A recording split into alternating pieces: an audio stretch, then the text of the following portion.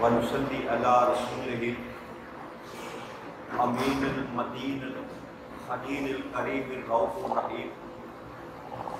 أما بعد فأعوذ بالله من الشيطان الرجيم. بسم الله الرحمن الرحيم. واجب الاحترام ساتھیوں، اللہ تعالیٰ کا بے پناہ لطف و کرم اور اس کا احسان عظیم ہے کہ جس کی توفیق خاص ہم اس کے ذکر کے لیے اس کے گھر میں جمع ہیں. کل بھی الحمدللہ تعالیٰ ہم نے سورہ بقرہ کی آیت نمبر 20 تک جو اللہ کا ذکر مکمل کیا تھا. اللہ کریم نے سورہ بقرہ کی آیت نمبر 8 سے لے کر 20 تک منافقین کا ذکر کیا، اور منافقین کی جو خصلتیں تھیں اللہ کریم نے وہ ایک ایک کر کے بیان تفصیل کے ساتھ ہم نے منافقین کا معاملہ جو تھا اس کو ڈسکس کیا اللہ کی توفیق سے. آج آگے بات کو شروع کرنے سے پہلے اجمالاً وہ جو منافقوں کے اندر پائی جانے والی خصلتیں ہیں ان کی ایک رویت کر لیتے ہیں تاکہ ذہن میں بات بیٹھ جائے کہ منافق ہوتے کس طرح کے، یا منافقوں والی جو خصلتیں ہیں وہ کون کون سی. تو اللہ کریم جو پہلی خصلت ان کی بیان فرمائی تھی وہ یہ بیان فرمائی تھی کہ وہ ایمان کا جو دعویٰ کرتے ہیں وہ محض زبانی دعویٰ کرتے ہیں، دل سے اس کی تصدیق نہیں کرتے. خالی زبان سے ایمان کا دعویٰ کرتے ہیں لیکن دل سے اس کی تصدیق نہیں کرتے. اور دوسری نشانی یہ منافقین کے اللہ نے بتائی کہ محض وہ اللہ اور آخرت پر ایمان کا جو ہے نا اعلان کرتے ہیں، ایمان محمدی صلی اللہ علیہ وسلم جو ہے نا اس پر وہ یقین کامل یا ضروری نہیں سمجھتے کہ نبی اکرم صلی اللہ علیہ وسلم کی ذات پر ایمان رکھنا جو ہے اس کو بھی اس قدر ضروری نہیں سمجھتے. یہ دوسری نشانی کی بدائی اللہ کی. اور تیسری نفسیات ان کی یہ تھی کہ وہ ہر کام میں دھوکہ فریب اور مکر سے کام لیتے ہیں. دھوکہ فریب اور مکر سے کام، یہ ذرا اس کو اپنا محاسبہ کرتے چلے جائیے گا ساتھ ساتھ اس کو کہ جو نشانیاں اللہ کے لیے بتا رہا ہے یہ منافقین کی نشانیاں ہیں، یہ ایمان والوں کی نشانیاں ایمان والوں کی نہیں ہیں. کہ یہ نشانی ان میں پائی جاتی ہے کہ وہ دھوکہ بھی کرتے ہیں، فریب بھی دیتے ہیں، مکر بھی کرتے ہیں. اور پھر اللہ نے ارشاد فرمایا تھا کہ یہ بھی نفاق کی بیماری میں سے ایک علامت ہے کہ یہ خیال کرنا کہ اللہ اور اللہ کا رسول ہمارے حال کو جانتا نہیں ہے، بے خبر ہے ہمارے حال سے. ہم جو کچھ مرضی کریں وہ ہمارے حال سے بے خبر ہے. یہ بھی نفاق کی نشانی ہے.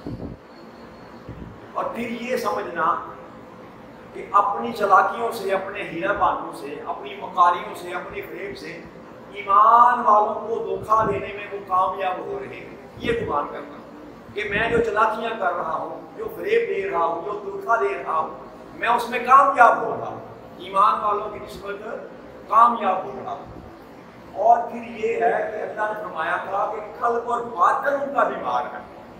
جسم ان کے تندرست ہیں لیکن بیماری ان کے اندر ہے، دل میں بیماری ہے، قلب میں بیماری ہے یا باطن میں بیماری ہے. روح ان کی زخمی ہے، ان کا دل زخمی بیمار ہے. اور ایک سب سے بڑی بیماری جو ان کی تھی اللہ نے بیان فرمائی کہ وہ جھوٹ بولتے تھے. کیا کرتے تھے؟ اللہ ماشاء اللہ. یہ ہم اس میں اسپیشلائز ہے، یاد رکھیے گا. ہم نے اس میں پی ایچ ڈی کر رکھی ہے جھوٹ بولنے. ہمارے معاشرے میں جھوٹ کے بغیر کوئی نظام، اور یہ منافقوں کی نشانیوں میں سے اللہ نے بتایا کہ ہر بات میں جھوٹ بولتے ہیں. جھوٹ بولنا اللہ نے تو لعنت بھی فرمائی ہے نا، لعنت اللہ علی الکاذبین، کہ جھوٹے پر خدا کی لعنت. لیکن یہاں اللہ نے فرمایا کہ یہ نشانی ہی منافقوں کی ہے. ایمان والا سب کچھ ہو سکتا ہے، ایمان والا کبھی جھوٹا نہیں ہو سکتا. اور پھر یہ فرمایا کہ نام نہاد اصلاح کے پردے میں دنیا میں فساد پیدا کرتے ہیں. نام دین کا لیں گے، نام اسلام کا لیں گے، نام خدا کا لیں گے، نام رسول کا لیں گے، نام شریعت کا لیں گے، لیکن حقیقت میں فساد پیدا کرتے ہیں. مقصد اصلاح کرنا نہیں ہوتا، مقصد فساد پیدا کرنا. اور اس کے بعد فرمایا تھا کہ اللہ کریم نے اور یہ بھی ان کی خصلت ہے کہ وہ اپنے سوا ہر ایک کو بیوقوف سمجھتے ہیں. وہ سمجھتے ہیں کہ ہم ہی عقل کل ہیں، ہم جو بات کر رہے ہیں بس وہی بات عقل مندوں والی ہے، باقی ساری کائنات کے جو لوگ ہیں وہ بیوقوف. یہ بھی منافقت کی نشانی ہے. اور پھر یہ کہ امت مسلمان کی اکثریت کو گمراہ کرنا، ان کے رستے پر ڈالنا، اپنی طویلات مختلف قسم کے ہیلے بہانوں سے قرآن کی آیتیں پڑھنا، آقا کا قول بیان کرنا لیکن اپنی مرضی سے اس کی تعویل کرنی اور لوگوں کو گمراہ کرنا، لوگوں کو گمراہ کرنا. یہ بھی منافقت کی نشانیوں میں سے ایک نشانی ہے. اور پھر کردار کا دوغلا پن، کردار کا دوغلا پن کہ جیسا دیش ویسا، جس طرح کے لوگوں کے درمیان بیٹھے ویسے بن گئے. ایمان والوں کے ساتھ آئے تو کہے ہم ایمان والے ہیں، اور اگر بے ایمانوں کے ساتھ جا کر بیٹھے تو کہے تو ہم تو تمہارے ساتھ ہیں، ان کے ساتھ ہم مذاق کر رہے ہیں. تو کردار کا جو دوغلا پن ہے نا میرے بھائیوں، یہ بھی منافقت کی نشانیوں میں سے ہے. اور پھر یہ کہ حق کا مذاق اڑانا، حق کا مذاق اڑانا، حق کا مذاق اڑانا اور حق پر چلنے والوں کا مذاق اڑانا، یہ بھی منافقت کی نشانیوں میں سے ہے. اور پھر حق پر باطل کو ترجیح دینی، حق پر چند مفادات جو انسان کے ہوتے ہیں نا میرے بھائیوں، دنیاوی مفادات، اس کی خاطر بندہ جو ہے نا وہ حق کو قربان کر دیتا ہے، حق کو باطل کو قبول کر لیتا ہے کہ ظاہری فائدہ حاصل کرنے کے لیے. بندہ بندے کو علم ہوتا ہے کہ جو میں کر رہا ہوں یہ اللہ اور اللہ کے رسول کے حکم کے خلاف حق نہیں ہے، لیکن چونکہ دنیا کا فائدہ نظر آتا ہے اس لیے اس کو بنا لیتا ہے. تو یہ بھی منافقت کی نشانی ہے. یہ بھی کہ چند ٹکوں کی خاطر بندہ اللہ اور اللہ کے رسول کے حکموں کے خلاف چلا جائے. وہ حق کیا ہے؟ حق اللہ اور اللہ کے رسول کا حکم جو ہے وہ حق ہے، دین محمدی حق، شریعت محمدی حق ہے. تو اپنے مفاد کی خاطر حق کو پیچھے ڈال دینا اور باطل کے ساتھ مل جانا، مقصد یہ کہ مفاد کے لیے ان باتوں کو قبول کر لینا جو اللہ کے حکم کے خلاف ہے، یہ بھی منافقت کی نشانی ہے. یہ بھی منافقت کی نشانی ہے. اور پھر یہ کہ اپنی ننگی آنکھوں سے حق کو دیکھ لینے کے باوجود قبول نہ کرنا. دل کہتا بھی ہو کہ یہ حق ہے، دل کہتا بھی ہو یہ حق ہے لیکن اس کو قبول نہ کرنا، یہ بھی مفاد کی خاطر ہی ہوتا ہے کہ دنیا خراب نہ ہو. یہ بھی منافق کی نشانی ہے. اور پھر یہ ہے کہ تنگ نظر ہے، متصب ہے. اس حد تک تنگ نظر متصب ہوتا ہے منافق کہ نہ حق بات کو سننا گوارا کرتا ہے، نہ حق بات کو کہنا گوارا کرتا ہے، اور نہ حق بات کو دیکھنا گوارا کرتا ہے. وہ کہتا ہے جو میں کہہ رہا ہوں نا بس یہی ہے، کسی اور بات کو قبول کرنے کے لیے تیار ہے، چاہے وہ خدا کی بات کیوں نہ ہو، چاہے وہ خدا کے رسول صلی اللہ علیہ وسلم کی بات کیوں نہ ہو، اس کو بھی ماننے کے لیے تیار ہے. تو یہ بھی منافقت کی نشانی ہے. اور پھر یہ کہ جب مشکلات آتی ہیں اللہ کے دین کی خاطر، اللہ اور اللہ کے رسول کی خاطر مشکلات آتی ہیں تو ان سے راہ فرار اختیار کرتا ہے، مقابلہ نہیں کرتا. اللہ کے لیے مشکلات کے سامنے کھڑا نہیں ہوتا. تھوڑی سی مشکل آ گئی نا جی، مصیبت آ گئی تو وہ رستہ چھوڑ دیا جو صراط مستقیم کا تھا، اپنی آسانی پیدا کرنے کے لیے سارا کچھ کر گزرا، چاہے وہ رستہ چٹان کا ہی کیوں نہ ہو. تو مشکلات اور مصائب سے گھبراتا ہے. اللہ کی یاد رکھیں، مصیبت کس کی طرف سے آتی ہے؟ اللہ کی طرف سے. آسانی کس کی طرف سے آتی ہے؟ اللہ کی طرف سے. صحت دینے والا کون ہے؟ اللہ کریم ہے. بیماری دینے والا کون ہے؟ اللہ کریم ہے. تو جب انسان پر نعمتیں ہوں تو تب تو وہ اللہ کے ساتھ مل کر رہے، لیکن جب مصیبت آئے تو شیطان کا ساتھی بننے کی کوشش کرے. تو یہ بھی منافقت کی نشانیوں میں سے ہر حال میں اللہ کے ساتھ رہنا ہے. اگر مصیبت آئے تو اپنی یاد اسی کو کرنا.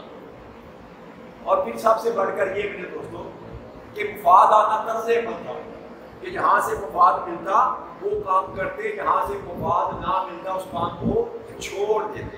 چاہے صریح حکم ہی قرآن کا کتنا ہو، اللہ اور اللہ کے رسول کا صریح حکم بھی ہو، لیکن ان کو اگر ذاتی مفاد نظر نہ آتا ہوگا تو اس معاملے کو چھوڑ دیتے اور اپنے مفاد کو دے کر اس طرف چل جاتے. تو یہ منافقین کی نشانیاں تھیں جو اللہ کریم نے قرآن کریم میں بیان فرمائی.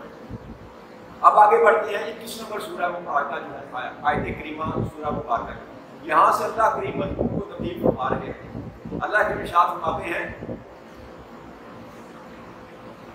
یا ایھا الناس اعبدوا ربکم الذی خلقکم والذین من قبلکم لعلکم تتقون. کہ اے انسانوں تمام انسانیت کو ایڈریس کیا جا رہا ہے۔ اللہ کریم نے قرآن کریم میں دو طرح کا خطاب کیا ہے، دو طرح کا خطاب اللہ کریم کرتے ہیں۔ یا کہتے ہیں یا ایھا الذین آمنوا، اے ایمان والو، اے وہ لوگوں جو ایمان لے آئے، یا ایھا الناس، تمام لوگوں کو، جب تمام لوگوں کی بات کی جاتی ہے یاد رکھیے گا، تو یہ خالص ریسٹ جو اللہ کرتا ہے نا کافر اور مشرکوں کو کرتا ہے۔ کافر اور جب اپنوں کی بات کرتا ہے نا تو آمنو کہہ کے بلاتا ہے، آمنو کہہ کے بلاتا ہے۔ تو یہاں اللہ نے فرمایا کہ اے لوگوں جو مجھ کو قبول، جو مجھ کو رب مانتے نہیں، ان سے بات کر رہا ہے۔ یا ایھا الناس اعبدوا، میری عبادت کیا کرو، اے لوگوں میری عبادت کیا کرو، ربکم الذی خلقکم، اس پروردگار کی جس نے تم کو پیدا کیا، اس پروردگار کی جس نے تم کو پیدا کیا، والذین من قبلکم، اور ان لوگوں کو بھی پیدا کیا جو تم سے پہلے ہیں، جو تم سے پہلے تھے ان کو بھی پیدا کیا، لعلکم تتقون، تاکہ تم پرہیزگار بن سکو، تاکہ تم پرہیزگار بن سکو۔ تو یہاں اللہ کریم نے جو پہلا حکم دیا نا انسانوں کو وہ یہ ہے کہ میری عبادت کیا کرو، میری، جیسے سورہ فاتحہ کے آغاز میں ہم نے بات کی تھی نا، ایاک نعبد و ایاک نستعین پر میں نے بتایا تھا کہ عبادت کا مفہوم کیا ہے۔ عبادت محض نماز پڑھنے کو عبادت نہیں کہتے، عبادت وہ قائد تعظیم ہے کہ جو اعتقاداً اور اعترافاً اللہ کریم کا کیا جائے، انسان کا عقیدہ بھی ہو کہ تیرے سوا عبادت کے کوئی لائق، اور اس کا اعتراف بھی کرے، اس کا اعتراف بھی کرے اور اس کا اظہار بھی کرے۔ جب تک یہ سارے معاملات مکمل نہ ہو، عبادت کا مفہوم پورا زبان سے کہتا پھرے کہ تیرے سوا کوئی عبادت کے لائق، کہتا پھرے زبان سے، لیکن اگر دل تصدیق نہ کرے، جب موقع ہے تو کسی اور کو اس کا الہ بنا دے، اپنی مفاد کی خاطر کسی اور کو بھلا بنانے کا مقصد کہ نفس کی بات مانے۔ اب اللہ کریم کا حکم یہ ہے کہ یہ کام نہیں کرنا، یہ کام کوئی ایک کام ہے، یہ نہیں کرنا، بعض حکم آ گئے، بھائی سود نہیں کھانا، سود کا کاروبار نہیں کرنا، لیکن اگر میں اپنے مفاد کی خاطر سود کا کاروبار کرتا ہوں اس کا مطلب کیا ہے؟ اس کا مطلب یہ ہے کہ میں نے اب اس کو الہ بنا لیا، اپنا اس الہ کو چھوڑ کر اس کو الہ بنا لیا۔ تو یہ عبادت کے زمرے میں عبادت یہ ہے کہ آپ کا عقیدہ بھی یہ ہو کہ تیرے سوا کوئی عبادت کے لائق نہیں ہے، مجھے پیدا کرنے والا بھی تو ہے، میری تخلیق کرنے والا بھی تو ہے، کائنات کو پیدا کرنے والا بھی تو ہے، اور پالنے والا بھی تو ہے، اور سب سے بڑھ کر یہ ساری سسٹوں کے ساتھ مولا مالک بھی تو ہے، مالک بھی، جب مالک تو ہے تو پھر میں تیرا ہی بندہ ہوں۔ میں یہ عقیدے کی حد تک جب بندہ کے اندر انسان کے بات نہ ہو، عبادت کا مفہوم پورا، اس کے بعد ہے اعتراف کرنا، زبان سے اعتراف کرنا، لا الہ الا اللہ، مولا تیرے سوا کوئی عبادت کے لائق ہے ہی نہیں۔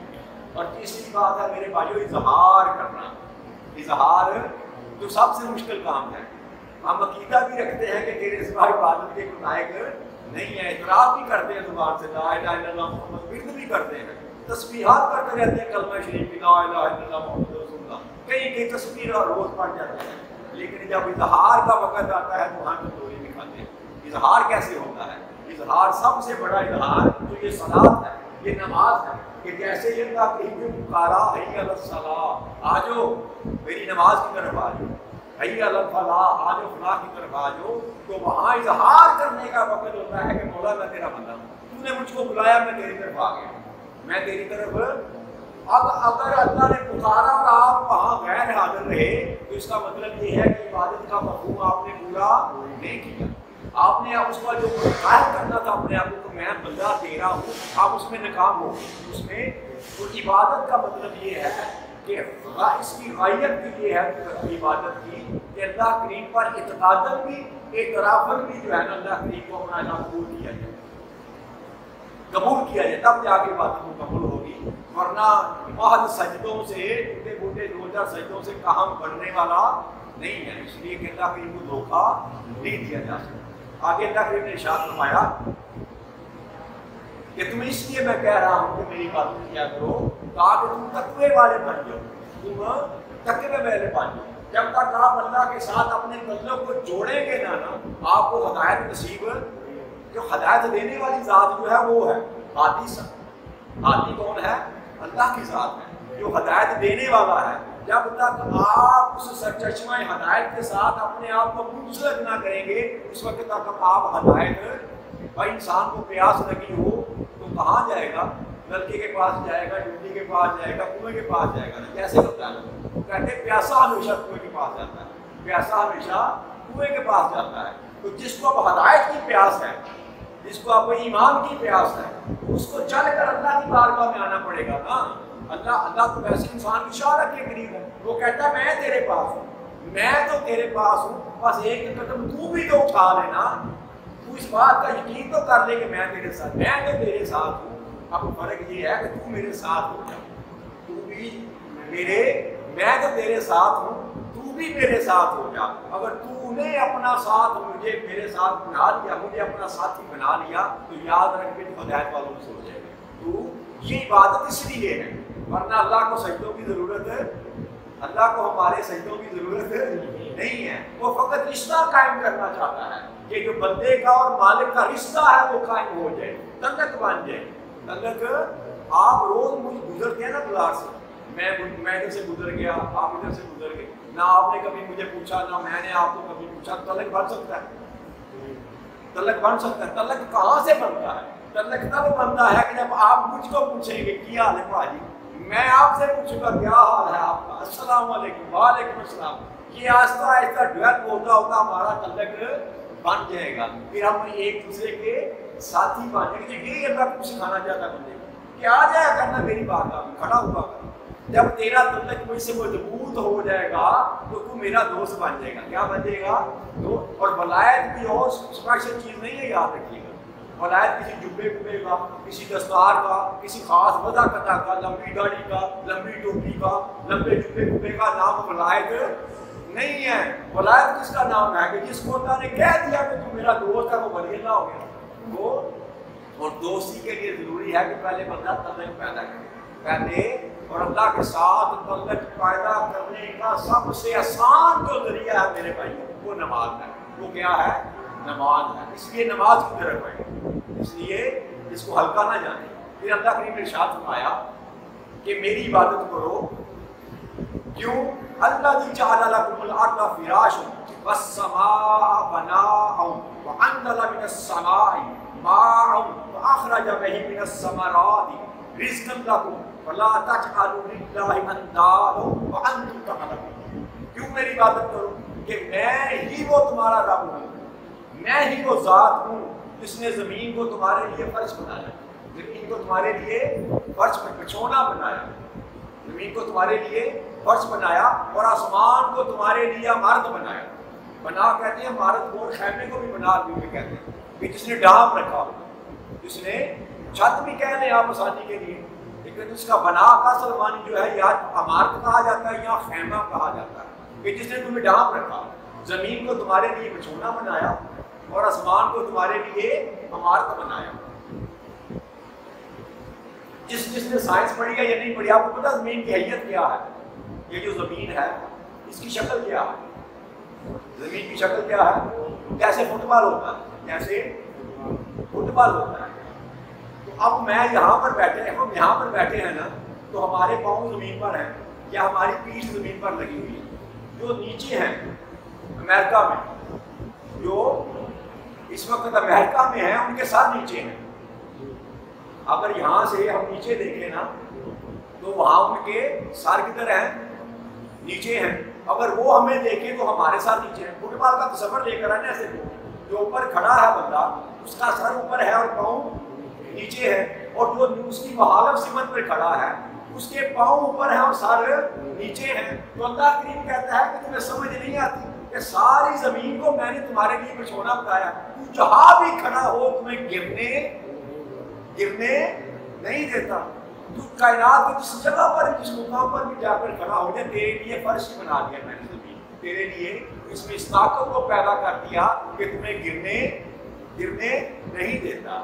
ورنہ اگر یہ قوت ہے نا کشش ثقل جس کو کہتے ہیں، اللہ کریم نے زمین میں رکھی قوت کشش ثقل، اگر یہ کشش ثقل ختم ہو جائے تو انسان کھڑا، چاند پر کشش ثقل کم ہے، یاد رکھیے گا، چاند پر کشش ثقل کی مقدار کم ہے. کبھی آپ نے دیکھا ہو جب چاند پر گیا تھا انسان تو ہوا میں اڑتا پھرتا ہے, ہوا میں, کہ وہ جو کشش اللہ نے زمین میں رکھی ہے اتنی کشش چاند میں نہیں ہے. تو اللہ یہ دکھلا رہا ہے, بتا رہا ہے تم کو کہ یہ میں ہوں جس نے تمہیں اس قابل کیا, تیرے لیے فرض بنا دیا زمین کو, تاکہ تجھے چلنے پھرنے میں آسانی ہو, چلنے پھرنے میں آسانی ہو. اور پھر اس سے بڑھ کر یہ کہ تیرے اوپر آسمان کی چھت میں نے تم کو مہیا کی, آسمان کی چھت میں نے مہیا کی. یہ اللہ نے ارشاد فرمایا.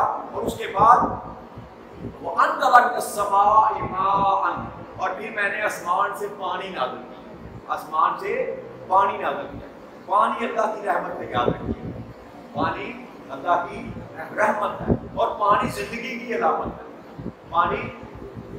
پانی زندگی کا استعارہ, یاد رکھیے گا. پانی کے بغیر حیات کا کوئی تصور ممکن ہی نہیں. آپ زمین میں بیج ڈالیں نا, زمین میں بیج ڈال دیں تو پانی نہ دیں تو بیج کا کیا حاصل ہوگا, کبھی اگ نہیں سکے گا, وہ وہیں جل کر بسم ہو جائے گا, تباہ و برباد ہو جائے گا. جی لیکن جب آپ آسمان سے اللہ کی پانی نازل فرماتا ہے تو اللہ کہتا ہے مردہ زمین کو بھی میں زندہ کر دیتا ہوں, مردہ زمین کو بھی میں. تو یہ حیات بخش ہے, یہ پانی حیات, اتنی بڑی نعمت اللہ کی.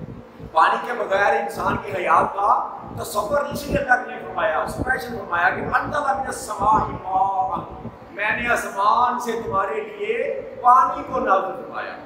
پانی کو اس سے بڑھ کر کائنات میں کوئی اور نعمت اللہ کی سب سے عظیم نعمت ہے. اس کے بغیر نہ چرند زندے رہ سکتے ہیں, نہ پرند زندے رہ سکتے ہیں, نہ نباتات نہ جمادات. زندگی کا مقصد ہی کوئی نہیں رہتا کہ پانی اللہ کی زمین سے اٹھا دے. تو یہ اللہ کی سب سے بڑی نعمت اور رحمت ہے کہ اللہ نے اس کا ذکر کیا کہ میں نے تمہارے لیے پانی کو زمین میں ڈالا. اور پھر فرمایا فَأَخْرَجَ بِهِ مِنَ الثَّمَرَاتِ رِزْقًا لَكُمْ, اور پھر اس پانی کی بدولت زمین میں سے تمہارے لیے میں نے طرح طرح کے رزق, ثمرات, پھل نکالے, طرح طرح کے پھل نکالے تمہارے کھانے کے لیے, انواع و اقسام کے کھانے. کتنی قسم کے پھل آپ کھاتے ہیں, کتنی قسم کے. آپ میں سے کوئی ایک ایسا انسان ہے جو یہ دعویٰ کرے کہ میں نے سارے پھل کھا لیے, جی ساری سبزیاں کھا لی. اللہ کی نعمتوں کا شمار تھا کہ ای اللہ ربکما تکذبان, کس نعمت کا تم اللہ کریم کا جو نکلا, اتنی نعمتیں تو شمار نہیں کر سکتا. تو اللہ کہتا ہے اس پانی کی بدولت پھر میں نے تمہارے لیے طرح طرح کے جو ہے نا وہ پھل پیدا کیے, طرح طرح کے پھل پیدا کیے. اللہ کریم اپنی نعمتیں گنوا رہا ہے کہ میں ایسے نہیں کہہ رہا کہ میری عبادت کرو, میں عبادت کے لائق ہوں, میں عبادت کے لائق ہوں. اس لیے میں تجھ کو کہہ رہا ہوں کہ تجھے پیدا کر کے ایسے ہی نہیں چھوڑ دیا, تیری زندگی کے سارے معاملات کا بھی بندوبست میں نے کیا. معاملات کا بندوبست بھی میں ہی وہ ذات ہوں جس نے سارا بندوبست کیا. پھر اللہ نے فرمایا فلا تجعلوا للہ اندادا وانتم تعلمون, بس تم اللہ کے سامنے کسی اور کو نہ ٹھہراؤ. اب اس ذات کے سامنے جس نے تجھ کو پیدا کیا, تجھ کو تخلیق کیا, تیرا زندگی کے نظام کو چلانے کے لیے تیرا سارا بندوبست کیا, اب تجھے یہ زیبا نہیں دیتا کہ اس کو چھوڑ کر کسی اور کی بات کرو. اس لیے میرے سامنے کسی اور کو شریک نہ چلاؤ, حالانکہ تم حقیقت جانتے ہو. وانتم تعلمون, یہ ان سے خطاب کیا جا رہا ہے کفار سے کہ تمہیں علم ہے اس بات کا, تم جانتے ہو اس بات کے. اور یاد رکھیے کہ جو مشرک تھے نا, مکہ کے جو مشرک و کافر تھے, وہ اللہ کو مانتے تھے, اس بات کا ان کو علم تھا, ادراک تھا, وہ جانتے تھے کہ اللہ ہے. اللہ باقی وہ بتوں کو اسے کہتے تھے اللہ کے نائب ہیں, یہ اللہ کے نائب ہیں, ہم ان کے اپنے آگے درخواست پیش کرتے ہیں, یہ اللہ سے لے کر ہم کو دیتے ہیں. یہ عزت دینے والا ہے, یہ دولت دینے والا ہے, یہ بیٹیاں دینے والا ہے, یہ بیٹیاں دینے والا ہے, یہ کاروبار دینے والا ہے. یہ ہمیں درخواستیں جیسے ان کے سامنے پیش کرتے ہیں, یہ درد دیتی ہے پیٹا, اس کو شروع کہتے ہیں, اس کو کہ دینے والی ذات فقط اللہ ہے. تو اللہ کہتا ہے تمہیں علم ہے, تم اس بات کو جانتے ہو, یہ سارا کچھ جو میں نے دیا ہے یہ دینے والا میں, تمہیں علم ہے.